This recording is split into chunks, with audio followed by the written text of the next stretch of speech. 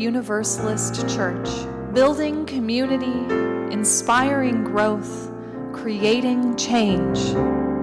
Here in the heart of Kansas City, we come together to create this hour of shared reflection so that we might be renewed in courage for these times and inspired to lives of greater dignity, higher purpose, deeper generosity, and more effective action.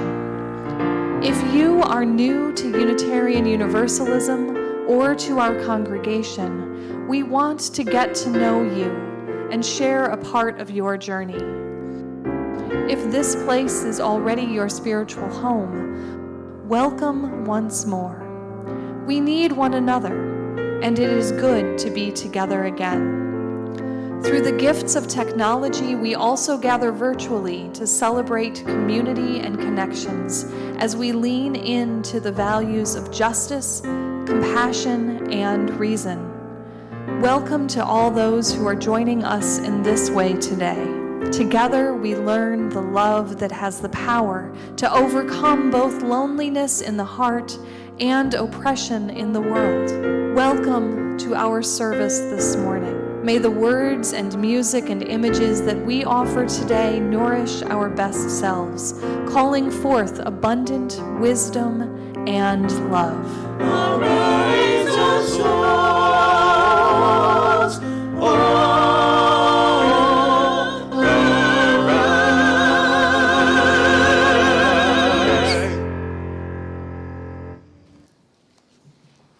Good morning. I'm Beth Andes, a member of All Souls. We are glad that you're here or joining us online. Now, we have the pleasure of recognizing those who are visiting us for the very first time today. If you are a first-time visitor and would be so kind, please either stand or raise your hands. Excellent, okay. Don't lower your hand because the ushers have a gift for you. And is there anybody else? Did I miss anybody? Okay. You are welcome here with all of the identities you hold and in your fullness as a person. We hope that you will bring your whole self to this time together. Fellow members, at the conclusion of this service, introduce yourselves to the new faces among us, those wearing the handcrafted name tags. Extend your own personal welcome and begin a conversation that has the potential to become a friendship for a lifetime. And now Kendall will introduce our guest speaker for today.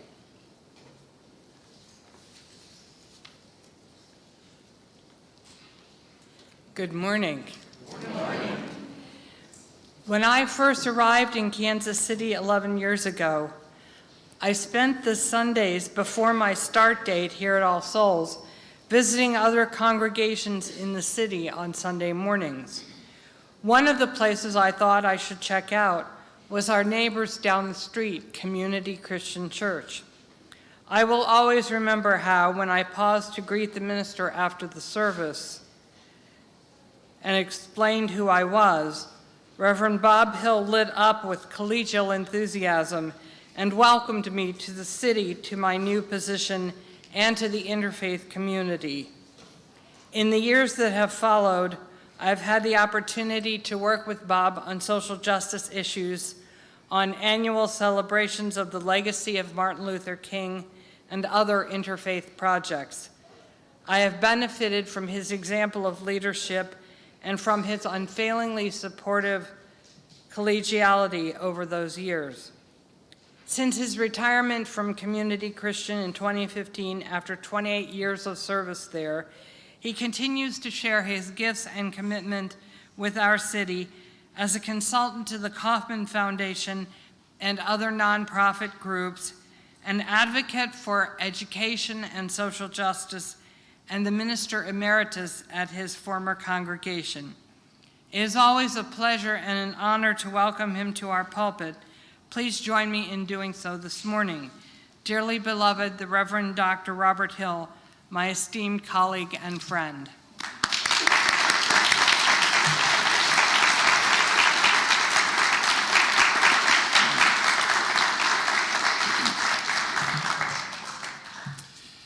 Well, good morning. And namaste. Namaste is a Sanskrit word and is customary greeting in India and especially among adherents of those who practice yoga.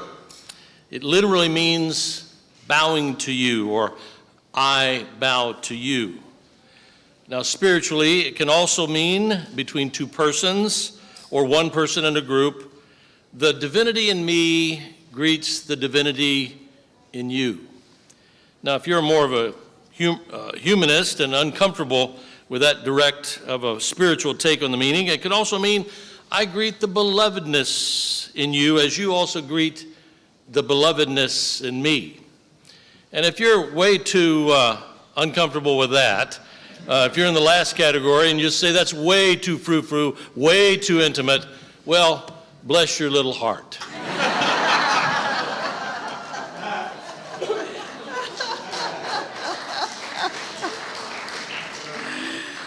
Oh, okay. Tough act to follow. Here today, in this place, and with these people, may we listen so we can hear. May we hear so that we can feel. May we feel so that we can know. And may we know so that we can change ourselves in this world. May this chalice we light our way.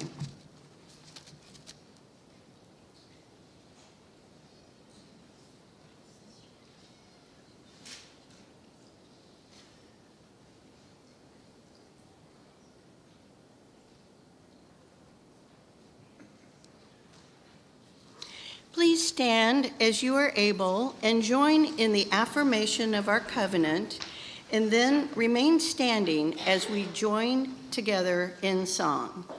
Together we affirm, goodwill is the spirit of this church, and service is its law. This is our great covenant, to dwell together in peace, to seek the truth in love, and to help one another.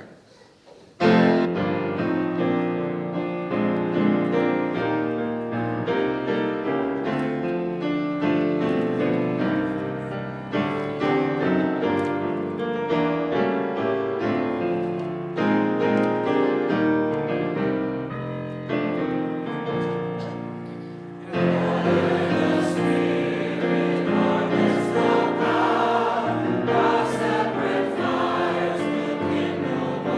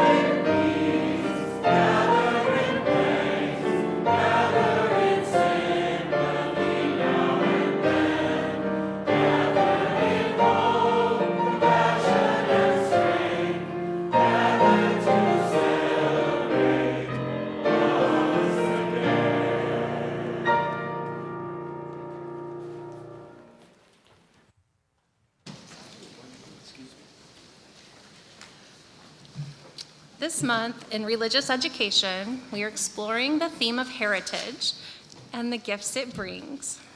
Today, we will be honoring our shared cultural heritage in a more truthful way, specifically regarding Indigenous peoples' heritage.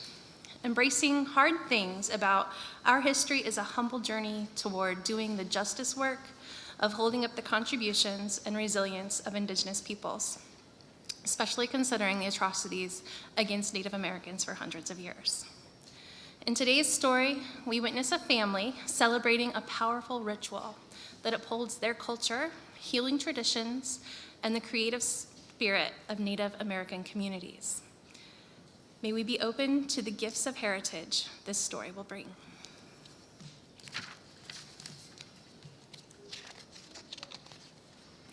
Powwow Day by Tracy Sorrell. River, wake up, Amber whispers. My eyes open. Today is Powwow Day. Then I remember. No dancing, no jingle dress competition for me. Not at this tribal powwow. I wish my hair weren't still so short, I sigh. Mama lays out the moccasins that match my dress, but everyone wants to see you, Amber reminds me. Why? I can't dance like I could before I got sick. But you will dance again, she responds. I stay silent as Daddy drives us to the powwow grounds. I usually savor the scents of sage and sweet grass, but not today. The breeze prickles my skin. I'm tired already. Daddy arranges our chairs near the family drum. Mama squeezes me close. Doing okay? I nod, but I'm not. I watch my friend Dawn get ready to dance. No, I'm not okay. Then the powwow begins as the MC calls, "Time for grand entry. Stand up. Gentlemen, remove your hats." My uncles strike a large drum together. Bam, bam, bam, bam. They sing, "Eya, eya, way, eya, ah." I make a decision. At least I can dance grand entry. You sure? Amber asks. Yep. Grandpa leads with the eagle staff. Other warriors carry flags into the arena. Ba-dum, ba-dum, ba-dum, ba-dum. Elders head up the long line, oldest to youngest, traditional, fancy, grass, and jingle dress. Dawn squeezes my hand as we wait with Amber and the other girls to dance into the arena. My feet stay still. I can't feel the drum's heartbeat. Amber grabs my arm. You okay? She leads me back to our seats. Everyone dances in and moves around the circle, all connected to the drum, Mother Earth, and one another. Everyone. Amber, Dawn, our cousins, our friends, everyone but me. I watch through wet eyes. After grand entry, an elder prays that our dances honor the Creator, that our culture and language will stay strong, and that healing will come to those who need it, like me. I rise to join the intertribal dance, but I can't focus. Mama's steady hand guides me into my seat. The drum's heartbeat surrounds me. Bam, bam, bam, bam. I lean against Daddy and watch the competitions. Traditional dancers move and draw me in to their story. Fancy dancers twirl and ribbons whirl. Graceful grass dancers sway and weave themselves around the circle. The drum starts its beat inside me. Then the MC calls, "Girls, jingle dress, head to the arena." For a second, my heart leaps, but I can't do it, the healing dance today, even though I need it. Dawn said she'll dance for me. My heart swells as I see Dawn, my sis, our cousins and friends step and turn, graceful and fast. Their feathers and fans wave, rows of cones clink, clink, clink on their dresses. I sit up tall as they come close, Judges move around the powwow arena and record scores. But the girls don't dance for the judges. They dance for the Creator, the ancestors, their families, and everyone's health, including mine. Ba-dum, ba-dum, ba-dum, ba-dum. I stand. I open my heart. I feel the drum fully now. Then I know. I will join them at the next powwow. I will dance again. And at this time, I'd like to invite the children downstairs with me for Sunday school.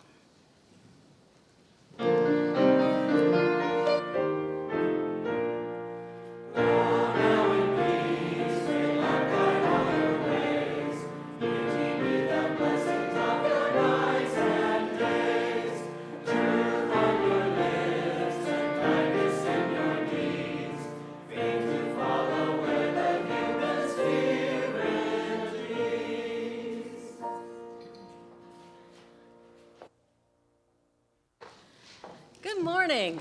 Good morning. Hey, I'm Angela Allard. I'm a member of All Souls and a member of the Justice Advocacy Network. It's a table out there in the lobby. Stop by and talk with us about Carver and our justice work here at All Souls. Our mission is to engage, educate, and advocate for all of the justice efforts being made by the members of this church, internally and externally. And today, the board has generously restored or restarted the Share the Plate offering program. So today, if you put money into the offering plate, it will be going to a local nonprofit work that we do at Carver Elementary School. And the Carver Amigos program will be introduced by Peg Maher. You can put anything into the plate and it will go to Carver Amigos. You can text the number that is on our website. It is, I know you're supposed to turn your phones off, but you can still text today, and it's easy to do. And you just put in the amount and special, or you can hit the donate button on the website.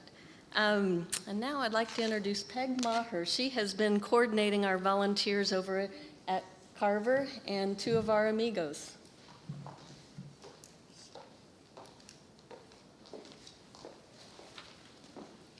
Good morning. Good morning. I'm Peg Maher and a former volunteer coordinator for the Carver Amigos. I know most of you know about the Amigos. We're a volunteer group that support the students and teachers at Carver Dual Language School. We've been around for 14 years, which I think is a record. And I happen to know personally that we're known down at the Board of Education, so good for us. Today we have two guests, Guadalupe Vargas and Tammy Hazelton, who will tell us more about Carver. Guadalupe is a first grade teacher at Carver, and she's got a side gig after school. She teaches English to Spanish-speaking parents of Carver students. She's invited some of us Carver Amigos to attend a few of her classes to give the adult students a chance to practice conversing with native English speakers. We're considering inviting English language learners to join us here at All Souls on Sundays after services. We've got lots of English speakers here. And with guidance from Guadalupe, we can provide the needed practice that the students are looking for and make new friends. Please stop at the justice table after service if you're interested in that kind of thing. And Tammy is a ESL teacher of 5th and 6th graders at Carver. She has taught at a number of schools over the years, and she'll tell us about why Carver is so special. So thank you to both of you for coming. This is Guadalupe.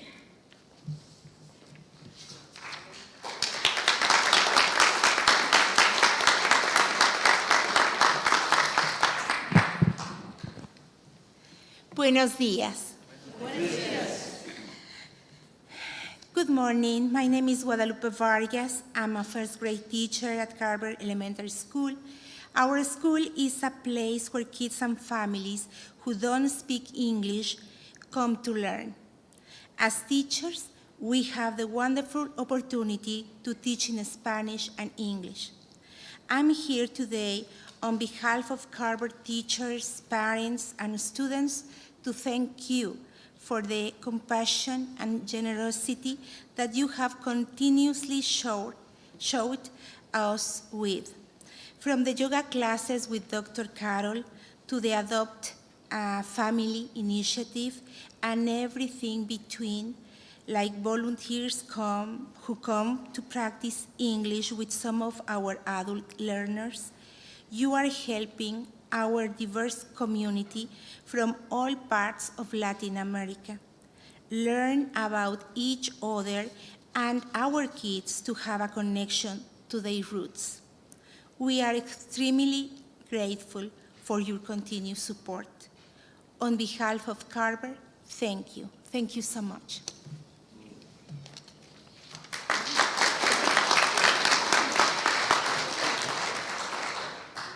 Good morning. My name is Tammy, and I'm an ESL teacher at Carver. And my background is I retired 3 years ago from Topeka Public Schools, where I spent 32 years, and the last 20 was in administration. But I wasn't quite ready to leave working yet, and I always knew I kind of wanted to be an ESL teacher. And I wasn't quite certified in Missouri, but they said it'd work for 2 years. But the minute I walked into Carver, it was so special. I'd never seen anything like this. You know, in 32 years of education, you'd think you've seen it all. But it's such a special school. It's special because of the staff and also because of the kids. First, I'll talk about the staff. Well, you've got people like Guadalupe through the hallways. We've got music playing in the morning. Everybody's celebrating their culture and giving these kids hugs and everything they need to get their day started. So it's such a caring staff. But then the students, our students they're just wonderful. And many of them have stories that, you know, they don't share a lot, but sometimes it comes out. For example, when we're talking about social studies and we talk about a desert, they might talk about how their parents went through the desert to get here. And I hadn't heard a lot of the stories. I don't ask them, you know, if they come out, they share with me. But I just recently assigned an essay, and it's called The Importance of Being Bilingual. So I helped them write their essays, and I said, you might want to throw in a paragraph about what your parents went through to get you here.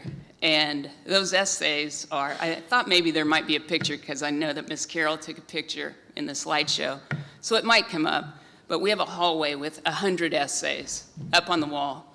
And so you are invited to come, you know, read the essays. Come in the morning and you get to see all the special stuff with the kids coming in, and they're so happy to go see their teachers and get that hug. That hug means a lot to them, and then start their day. But I did bring one essay, and I'm just going to read one paragraph, the paragraph where this young lady, she's 11 years old, she's from Guatemala, and she talks about why she thinks it's important to be bilingual.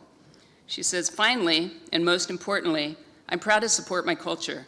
My mom had to pass El Rio Grande. She was pregnant, and she had to carry me in her arms. Sorry. The Border Patrol put us in a freezer with other moms, with babies and children. If any baby cried, they made it colder. I was super sick and I needed medicine, but they would not give my mom the medicine I needed. They kept us there for 3 weeks. They gave us a half bowl of rice, and we shared with the others. It was horrible. 4 months after, they let out my sister, and they let us out. My sister was born. This is why it feels absolutely necessary to honor my parents' culture. And I think part of why that gets to me so much is because I looked it up on the internet. I thought, is it really a cooler they put them in? And I saw the pictures, and it's just horrible. And I remembered hearing kids tell me about the aluminum foil blanket that they were given when they crossed the border, and the Mylar blanket, and that's all these moms and babies had in these coolers. So this essay, and the essays that are up where people share, a lot of the kids have shared what their parents went through, what they went through, coming from Honduras, Guatemala, El Salvador, Mexico, many of the other countries. It's just amazing to me that they get through the school day, and you see the pictures of them celebrating, and they have each other. And it's so wonderful they have each other. I worry about them when they leave, and I just want to make sure that, what we're trying to do is prepare them so that they are able to be like Guadalupe and, have these positions where they can look up to each other and see people that look like them and know that they can make a difference here in our country. So, I did fall in love with Carver, and like I said, my certification was only for a couple years. This is my 3rd year in my retirement job, and I don't plan to leave soon. So it's a wonderful place to be. What you are doing is just amazing.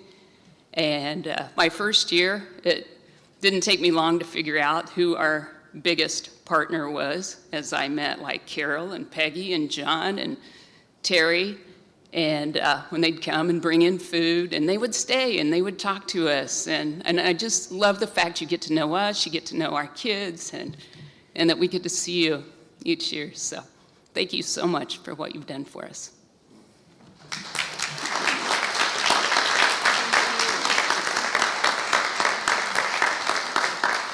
And the offering will now be collected and gratefully received. Thank you for your generosity.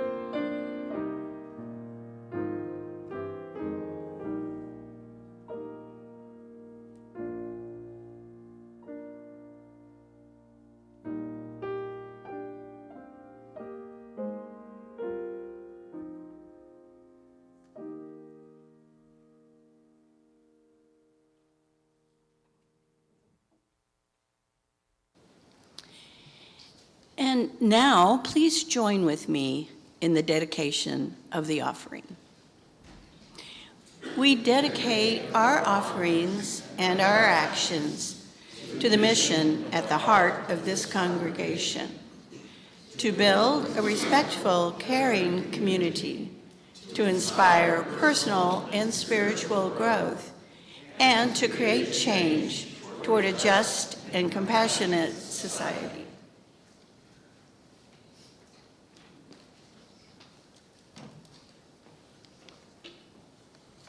Good morning. Our first reading is from 10 Sermons of Religion, from the section of Justice and Conscience from 1852 by Theodore Parker. Turn and do justice. Look at the facts of the world. You see a continual and progressive triumph of the right. I do not pretend to understand the moral universe. The arc is a long one. My eye reaches but little ways. I cannot calculate the curve and complete the figure by the experience of sight. I can divine it by conscience. But from what I see, I am sure it bends towards justice.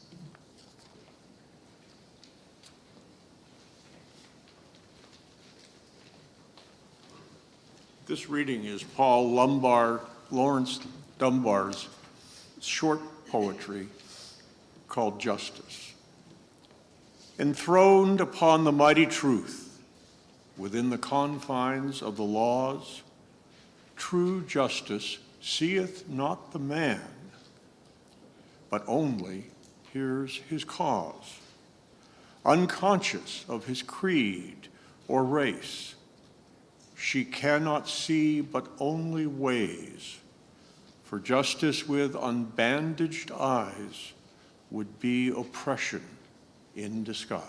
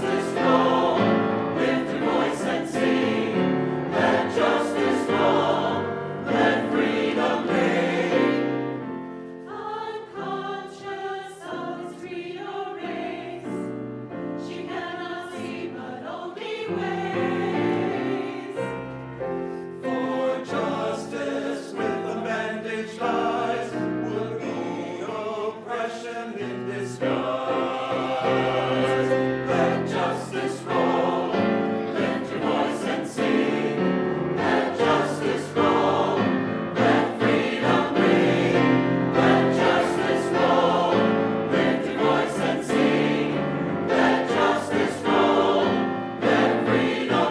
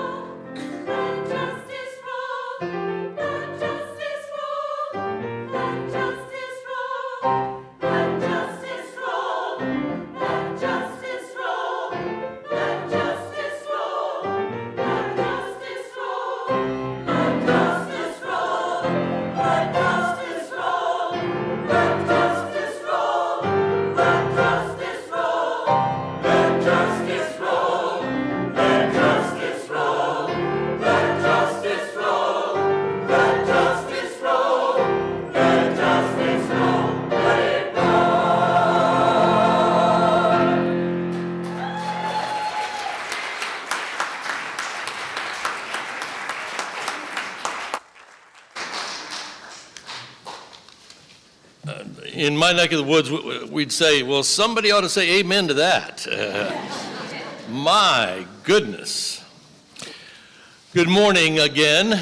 And again, for those who didn't catch it the first time, my name is Bob Hill, and I am the Minister Emeritus of Community Christian Church, your neighboring congregation around the corner at 46th and Main. And this morning, I've come to speak with you about a rug. But before I do that, I need to say thank you. Thank you for your gracious welcome and almost unparalleled hospitality, extremely kind, tendered my way this morning. I'm especially glad to see your senior minister, Kendall Gibbons, as well as Mark earlier. Sorry to miss seeing in this space, although I have seen her once. I was hoping to see your second minister a second time, and glad that she's on Team All Souls now. Very impressed with her. But I would heap on many thanks on Anthony Edwards and his thoroughness of preparation and sensitivity of spirit in advance of today's gathering. While I was recently in India, we were able to negotiate, despite the 9,000 miles of distance between us, the particulars of my participation today. Anthony, you are simply top shelf, no dust. Thank you very much. Additionally, and it almost goes without saying that I'm delighted to see so many All Souls friends this morning. I'm heartened and encouraged and inspired, really, by the years of commitment and dedication you all have shown through community involvements and community connections through More Squared, Metro Organization for Racial and Economic Equity. It is always good to be in the presence of the Trowbridges as well as Angela. Is she not the most smiling human being you've ever met? Always good to have Joe Robertson have your back. Always great to see Andrea Warren. Always great to be with Evelyn Maddox and her voting engagement par excellence, and so many that I will insult them by leaving them out. But I must also point out my dear friend Brooke French and her partner in crime, Jimmy Moeller. You don't know them. You should get to know them. It reminds me of the psalm whenever I see Jimmy. Whither shall I flee from thy presence? If I ascend unto the mountains, thou art there in New Mexico. If I come to All Souls, thou art there. And it is a delight always to see Jimmy, one of the dearest human beings on the face of the planet, as well as Brooke. And now about that rug. In 2010, President Obama had a very special rug created for the Oval Office, and during his 8-year tenure there, visitors, staffers, dignitaries, potentates, politicians alike encountered 5 quotations that had been woven into the rug on its oval particular periphery. Of the 5 quotations, 2 of them were excerpted from 2 of the most famous speeches in American oratorical history: government of the people, by the people, and for the people, which were words from Lincoln's Gettysburg Address. There won't be a quiz after this, but you remember that. And also, the arc of the moral universe is long, but it bends towards justice, which Martin Luther King quoted on numerous occasions in one after another of his famous speeches, including his last Sunday sermon at the National Cathedral. Those 2 quotes were not originally crafted by Lincoln or by Dr. King, but by the Reverend Dr. Theodore Parker, one of your Unitarian Universalist forebears, who was a famed abolitionist in the first half of the 19th century. By the way, Reverend Parker's original words were government of all the people, by all the people, and for all the people. And as you heard earlier, I do not pretend to understand the moral universe. The arc is a long one. My eye reaches but little ways. I cannot calculate the curve and complete the figure by the experience of sight. but I can divine it by conscience. But from what I see, I am sure it bends towards justice. As Don Amira in New York Magazine said, Parker doesn't get any credit on the rug, probably because Lincoln and King said it so much more eloquently and succinctly and famously, and because rugs do not have footnotes. At any rate, this morning, for a few moments, I've come to ask a question. Was Theodore Parker right? And to explore with you what justice might look like these days, and what it might look like moving into the future. From a quick survey of our present circumstances, it doesn't appear like the arc of the moral universe is bending anywhere near towards justice. Think of it, a repression of women's rights across the land, around the world. The repeal or retraction of affirmative action. The dismantling of diversity initiatives in colleges and universities across the land. A lack of full accountability for the deaths of young black men at the hands of police officers. The widening gap between rich and poor. The resistance by vested financial interests to do much, if anything, about global warming.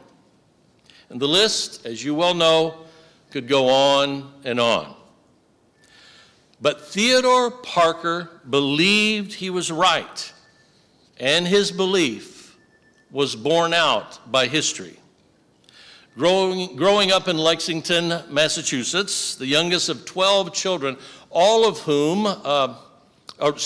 3 of whom accompanied him into adulthood. All of them died early, either in childhood or young adulthood.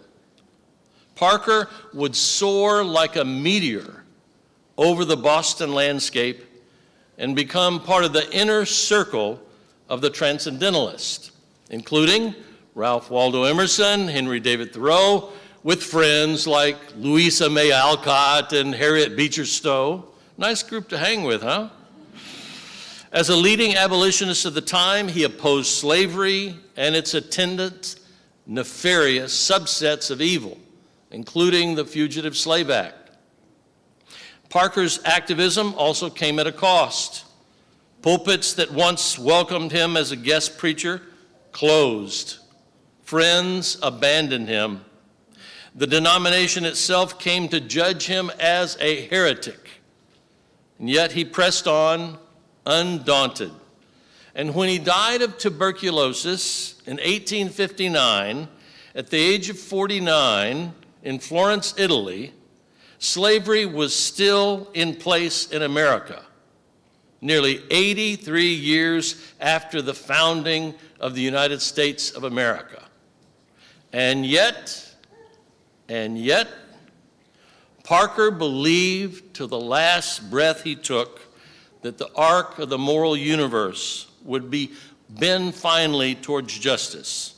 6 years after his death, at the conclusion of the Civil War, his belief was vindicated, at least in part, and slavery in America was abolished. Theodore Parker's incessant belief in the eventual triumph of justice resonated in my heart just recently as I made that long-anticipated trip to India, to sojourn and to see something of what Mahatma Gandhi saw there, to know a little bit more about the land and the language and the music and the people that Rabindranath Tagore, the first Indian to win the Nobel Prize in Literature, what he saw and knew there too. While visiting the Smriti, where Gandhi spent his last 140 days before being assassinated on the ground there, and then meditating at the site that now memorializes where he was cremated, I recalled a statement that Gandhi made toward the end of his life. He said, "When I despair, I remember that all through history, the way of truth and love has always won. Oh, there have been murderers and tyrants, and for a while, They can seem invincible, but in the end, they always fall. Think of it, always. As Theodore Parker could make the case that he was right in his belief, Gandhi's prescient belief has also been borne out by history. As many of you may recall, Micah 6:8, one of the truly touchstone texts in the Hebrew Bible, contains these words, and if you don't mind, please repeat after me. Do justice, love mercy, walk humbly. Taking our cue from Micah and Parker and Gandhi, let us see the pressing truth that justice first is an action, doing justice. Not merely feeling that justice would be a good thing to do, a fine idea, a lofty goal, a fetching notion, a wonderful principle, an amazing abstraction. I once led a prayer group over at Community, and I got all kinds of praise for, oh yeah, a walking prayer group around the Mill Creek Park. You know how many people showed up? 2 people showed up, but they thought it was a great idea. Nor is doing justice merely a collection of mellifluous words, however eloquent they may sound. Doing justice is not empty phrases describing what we think we might do one day, but doing justice in the way that poet Marge Piercy describes in her poem, To Be of Use. The people I love the best, she says, jump into the work head first, without dallying in the shallows, and swim off with sure strokes, almost out of sight. I want to be with people who submerge in the task, who go into the fields to harvest and work in a row and pass the bags along, who are not parlor generals or field deserters, but move in a common rhythm when the food must come in or the fire be put out.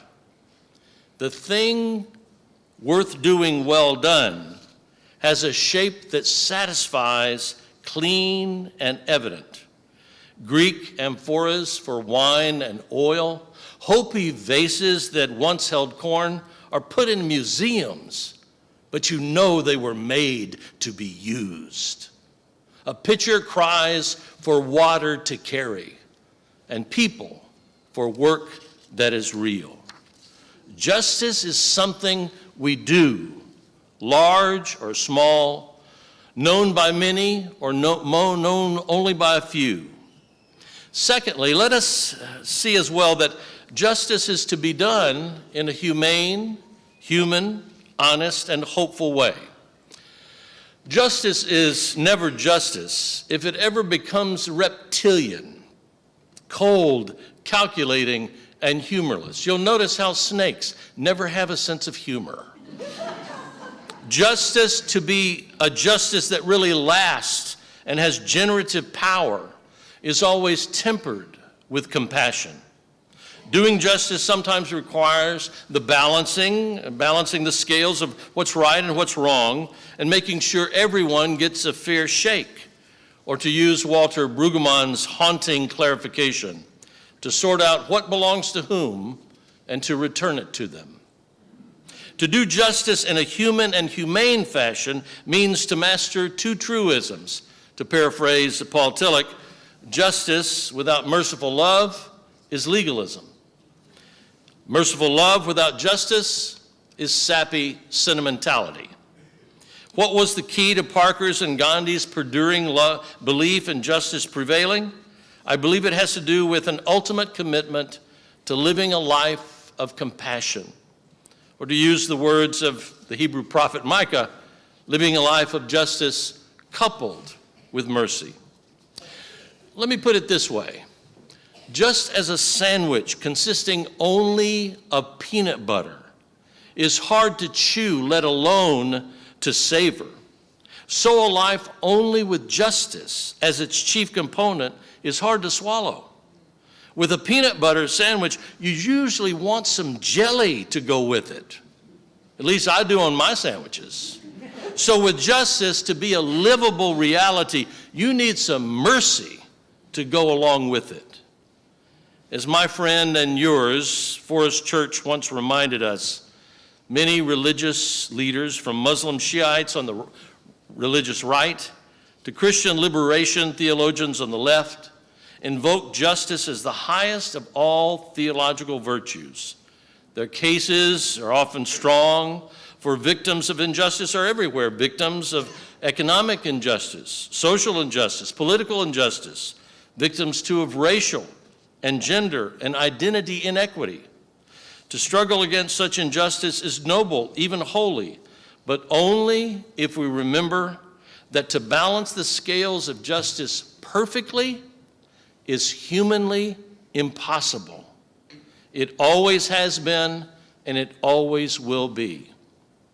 The only hope for peace comes when we balance the scales of justice not by lex talionis alone, the law of the talon, an eye for an eye and a tooth for a tooth, but by mercy and compassion and forgiveness as well. Without such leavening, retributive violence in the name of justice weighs both sides of the scale so heavily that the scales themselves are broken. Taken to its logical conclusion, the quest for perfect justice is a new kind of zero-sum game, one in which everyone is finally left with nothing. Or as Gandhi perfectly and simply put it, an eye for an eye leaves the whole world blind. Thirdly, let us see that doing justice also requires a humble, now buckle up for this, all right? Strategic, visionary hopefulness. A humble, strategic, visionary hopefulness toward the future. Two stories. When More Squared came into being, it had 11 congregations. It's grown now to include over 30 congregations and affiliate organizations. At the beginning, it was determined that one of our chief values was living wage jobs. In the summer of 2005, there was a building boom, $5 billion worth, going on in greater Kansas City, with most of the projects being publicly funded, local, state, and federal taxes. Because of the public funding, most of those projects required a certain percentage of minority and women workers, both in the workforce and in the subcontractors engaged in the projects. A thorough survey was done by the Kansas City Star, and it revealed that none of the projects were anywhere close to meeting the targeted goals for the projects. In response, More Squared created the Jericho Table to bring down the walls, separating the construction jobs from the qualified minority and women workers in Kansas City. Major construction companies sat around the same table. Steve Dunn of Dunn-elect J.E. Dunn was to the right of me. Mr. Turner to the left of me. Walton was there. Straub was there. Huber were all represented, plus minority contractors and construction workers and unions, with More Squared's leadership conducting and leading the meetings. One of the projects was the Icon Bridge, later to be known as the Kit Bond Bridge, previously known as the Paseo Bridge.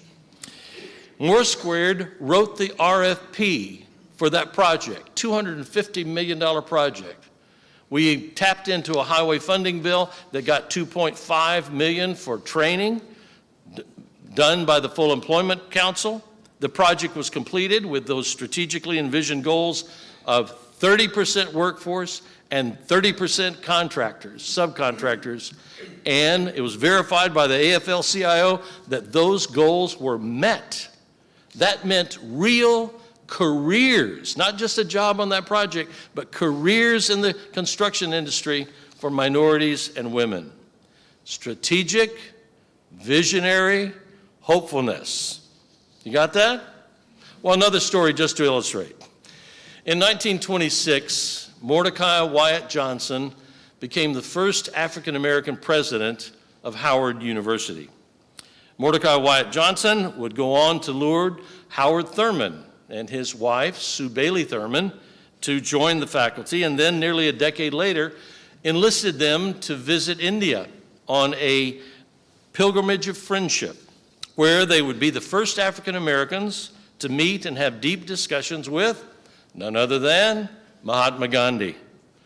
Out of that trip, Thurman brought back the notion of nonviolent resistance to America, where he would convey the great Mahatma's strategies to generations of civil rights activists who would lead the civil rights struggle to fulfillment.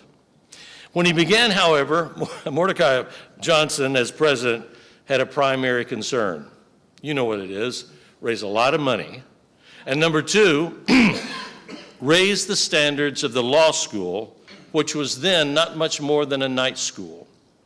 Supreme Court Associate Justice Louis D. Brandeis counseled Johnson, emphasizing that the foundation for overcoming racial discrimination in America was embedded in the Constitution itself.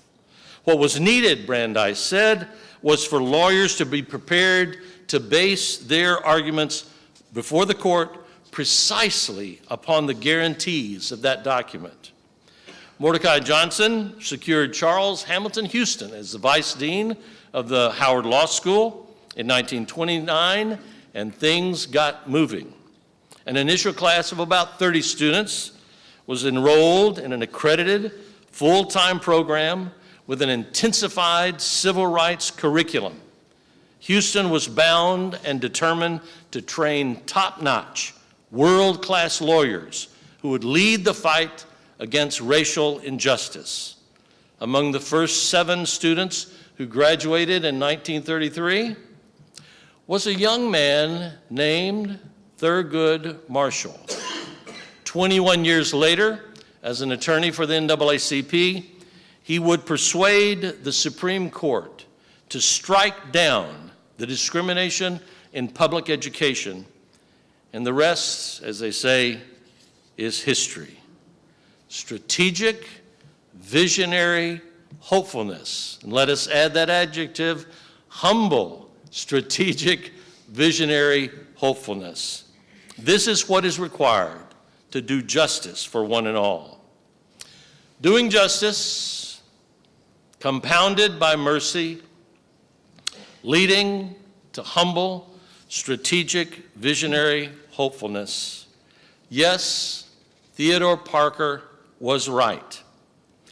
But his statement will continue to be right if and only if we weave our actions into the fabric of the efforts by Parker and Micah and Gandhi and Johnson, so that a new carpet, a new rug will be created. And when we do that, my goodness, won't that rug be beautiful? Let it be so. Let it be so.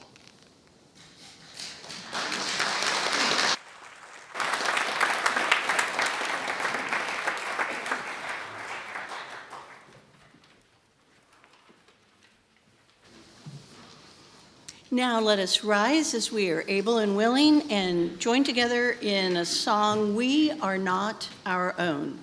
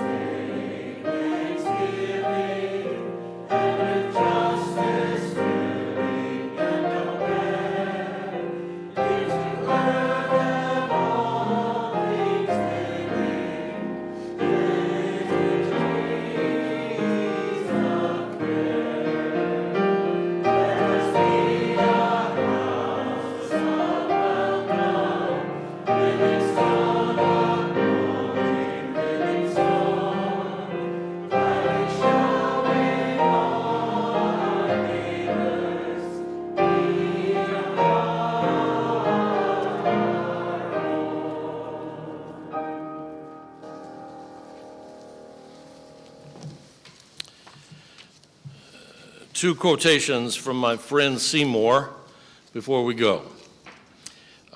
Seymour, my buddy, checked in on me just recently to see what I was up to. When I told him I was looking forward to being with you good folks here at All Souls, he said, well, remind them of what my grandpa always used to say. And I said, what's that, Seymour? What did your grandpa always used to say? He said, well, remind them we ain't what we ought to be. We ain't what we're gonna be. We ain't what we wanna be. But thank God we ain't what we was. Then there was one more thing that Seymour and I discussed. It had to do with what kind of city Kansas City is and what kind of city we'd like to see it become. I leave you, my friends, with a question that Seymour and I settled on as an ultimately worthy question for any congregation and city concerned about doing justice. As we consider all the great places around the globe, Seymour and I muse. When you think of Paris, you think of croissants and cafes and the Eiffel Tower. When you think of London, it's fish and chips and London Bridge and Big Ben. When you think of Australia, it's kangaroos and billabongs and the Sydney Opera House.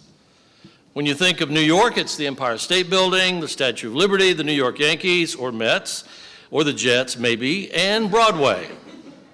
When you think of India, it's saris and sitars and the gift that Mahatma Gandhi was to the world. And when I think of All Souls, I will think a cup of cool water that Andrea Warren made sure I had right under this pulpit. Could it be that you and I and others of Kansas City, we think of barbecue and great music, gospel, jazz, classical rock, and all the rest, and great architecture and great fountains, and a people maybe an entire community committed to doing justice? Wouldn't that be something to be known as? Could it be? Will it be? Can you imagine what it would really be like to do justice in this city, in this region, in this state and nation and world? No obstacle would be able to obstruct us. No problem would perturb us. No loss would lessen us. No hurt would ultimately harm us. No evil would ever eviscerate us. No danger would ever daunt us. No dissonance would ever distract us. No chaos would ever confound us. No hatefulness would ever haunt us. Let's get busy doing justice. Let it be so. Amen.